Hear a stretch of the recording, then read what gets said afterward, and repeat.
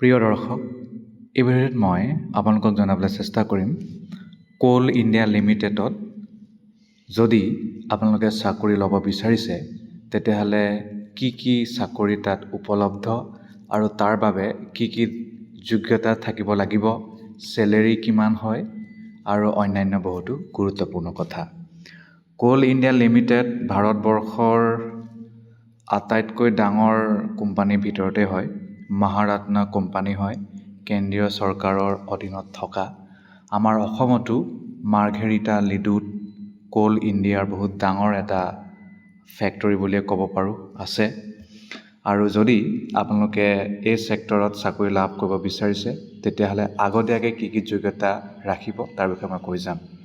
আৰু যদি মই 2026 চনৰ কথা কওঁ, এতিয়া কিন্তু মে'ৰ 11 তাৰিখলৈকে চাগে, মে' নে জুন মই এইটো কৈ দিম, আপোনালোকে অনলাইন এপ্লাই কৰিব পাৰিব। বিভিন্ন প্ৰকাৰৰ পদ খালী হোৱাৰ কথা কিন্তু উল্লেখ কৰিছে।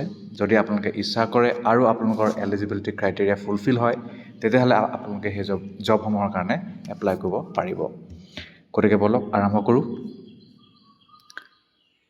কোল ইণ্ডিয়া লিমিটেড মহাৰাত্ন কোম্পানী হয় আৰু তেওঁলোকৰ অফিচিয়েল হেডকোৱাৰ্টাৰ আছে কলকাতা। আৰু যদি 2026 চনৰ কথা কওঁ, অনলাইন ৰেজিষ্ট্ৰেশ্যন কিন্তু চলি আছে। 12 মে'ৰ পৰা চলিছে আৰু 11 জুনলৈকে চলিব। গতিকে বহুত টাইম আছে। যদি এই বছৰ ভিডিঅ'টো চাইছে তেতিয়াহ'লে আপোনালোকে এতিয়া যদি চাইছে, এইটো মাহত যদি চাইছে এপ্লাই কৰি দিয়ক। আৰু যদি পিছত চাইছে কেৰিয়াৰ প্ৰস্পেক্ট কি হ'ব তেতিয়াহ'লে আপোনালোকে বাকী কথাসমূহ এতিয়া গম পাই যাব। তেওঁলোকৰ অফিচিয়েল ৱেবছাইট হৈছে www.coalindia.in। ইয়াতে আপোনালোকে সকলো তথ্য লাভ কৰিব। অ'কে, প্ৰথমটো হৈছে মেনেজমেণ্ট ট্ৰেইনী চিভিলৰ কাৰণে আপোনাৰ ডিগ্ৰী থাকিব লাগিব। চিভিল ইঞ্জিনিয়াৰিঙত মিনিমাম 60% থাকিব লাগিব।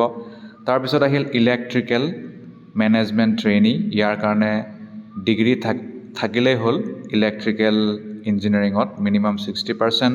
তাৰপিছত আহিল মেকানিকেলৰ কাৰণেও ডিগ্ৰী থাকিলেই হ'ল ইঞ্জিনিয়াৰিঙত আৰু মিনিমাম 60%। ছিষ্টেম, ইয়াৰ কাৰণে ফাৰ্ষ্ট ক্লাছ ডিগ্ৰী থাকিব লাগিব। BE, BTech নহ'লে BSc ইঞ্জিনিয়াৰিং যদি কৰিছে কম্পিউটাৰ ছায়েন্স তেতিয়াও হ'ব। কম্পিউটাৰ ইঞ্জিনিয়াৰিং কৰিলেও হ'ব, IT কৰিলেও হ'ব, বা ফাৰ্ষ্ট ক্লাছ যদি ডিগ্ৰী থাকে মাষ্টাৰ অফ কম্পিউটাৰ এপ্লিকেশ্যন তেতিয়াও চলি যাব। ENT মেনেজমেণ্ট ট্ৰেইনী চাকৰি, BE, BTech, BSc ইঞ্জিনিয়াৰিং যদি কৰিছে আপোনাৰ ৰেলিভেণ্ট ফিল্ডত তেতিয়াহ'লে আপুনি জবৰ কাৰণে উপযুক্ত, মিনিমাম 60% লাগিব। Geology management trainee, MSc, MTech in geology বা এপ্লাইড জিঅ'লজি যদি আছে আপোনাৰ, বা এপ্লাইড জিঅ'ফিজিক্স আছে বা অনলি জিঅ'ফিজিক্স আছে, মিনিমাম 60% আছে, তেতিয়া আপুনি জবৰ কাৰণে eligible. Industrial engineering management trainee, degree থাকিলে হ'ল আপোনাৰ ৰেলিভেণ্ট ব্ৰাঞ্চত, মিনিমাম 60% হ'ব। আৰু তাৰপিছত ৰাজভাষা হিন্দী, ইয়াৰ কাৰণে MA ইন হিন্দী যদি আছে, মিনিমাম 60% যদি আপোনাৰ আছে তেতিয়াহ'লে আপুনি জবৰ কাৰণে এলিজিবল। খালি গ্ৰেজুৱেশ্যনত হিন্দী আৰু ইংৰাজী মেইন বিষয় হিচাপে থাকিব লাগিব। মিনিমাম 50% থকাটো বাধ্যতামূলক। কোম্পানী ছেক্ৰেটাৰী চাকৰিৰ কাৰণে গ্ৰেজুৱেশ্যন থাকিলে হ'ল যিকোনো ষ্ট্ৰীমত। খালি আপোনালোকে ছেক্ৰেটাৰী কোৱালিফিকেশ্যনটো, কোম্পানী ছেক্ৰেটাৰী কোৱালিফিকেশ্যনটো ল'ব লাগিব। এছ'চিয়েট বা ফেল' মেম্বাৰশ্বিপ হ'ব লাগিব ICSI পৰা। আৰু যিসকল কাম কৰি আছে ক'ৰবাত তেওঁলোকক প্ৰিফাৰেঞ্চ দিব। আৰু গতিকে 19টা ট'টেল চাকৰিৰ কথা মই ক'লোঁ।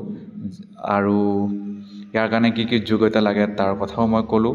আৰু প্ৰত্যেক বছৰে বেলেগ ধৰণৰ পদ খালী হয়।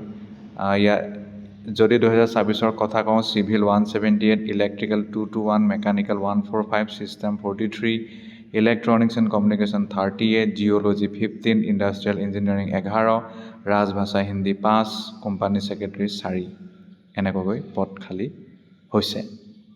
ছিলেকশ্যন প্ৰক্ৰিয়াটো কম্পিউটাৰ বেছড পৰীক্ষা হ'ব। যদি সেইটো পাছ কৰিব পাৰে তেতিয়াহে জব পাব। আৰু কম্পিউটাৰ টেষ্ট পৰীক্ষা 3 ঘণ্টীয়া হ'ব। পেপাৰ 1 and 2 হ'ব, 100 মাৰ্ক থাকিব।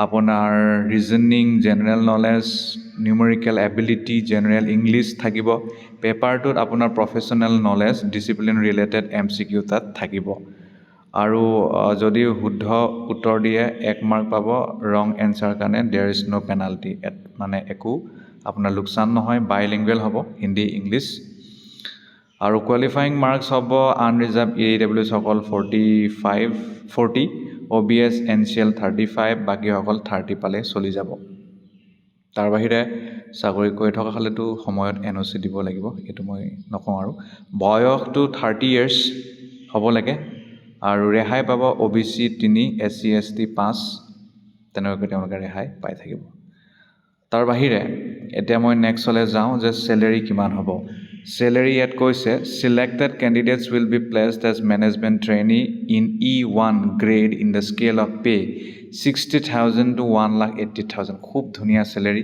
60,000 পৰা আৰম্ভ কৰি 1,80,000 বহুত চেলেৰি হ'ব ইনিচিয়েল বেচিক হ'ব আপোনাৰ 60,000 পাৰ মান্থ যদি আপুনি ভাল ফলাফল দেখুৱায় প্ৰবেশন পিৰিয়ডত তেতিয়াহে কিন্তু আপোনালোকক অফিচাৰ বুলি ধৰা যাব তেনেকুৱা কথা ইয়াৰ বাহিৰে বেচিক পে পাব ডিয়াৰনেছ এলাউন্স হ'ব ইয়াত লিখাই আছে HRA পাব আৰু কেফেটেৰিয়া কিবা বহুত বস্তু ইয়াত পাব পাৰফৰ্মেন্স ৰিলেটেড পে পাব তাৰপিছত leave benefit medical benefit CMPF CMPS PS gratuity CIL executive contribution pension scheme বহুতো লাভ আপুনি পাব ভাৰতবৰ্ষৰ যিকোনো ঠাইত পোষ্টিং পাব যেনে আমাৰ অসমৰ লিডু মেঘালয়তো পাব পাৰে আৰু মেডিকেল এক্সামিনেশ্যন চাব আপোনাৰ সব ঠিকে আছে নাই দেখা সাৰ্ভিস এগ্ৰিমেন্ট বন এটা কৰিব লাগিব 3 লাখ টকা নেকি নহলে আপুনি যদি পিছত বেলেগলৈ গুচি যায় চাকৰি তেতিয়াহলে তেওঁলোকৰ লছ হ'ব সেইকাৰণে হেতু বনটো আপোনালোকে লিখিব লাগিব আৰু বিশেষ কথা নাই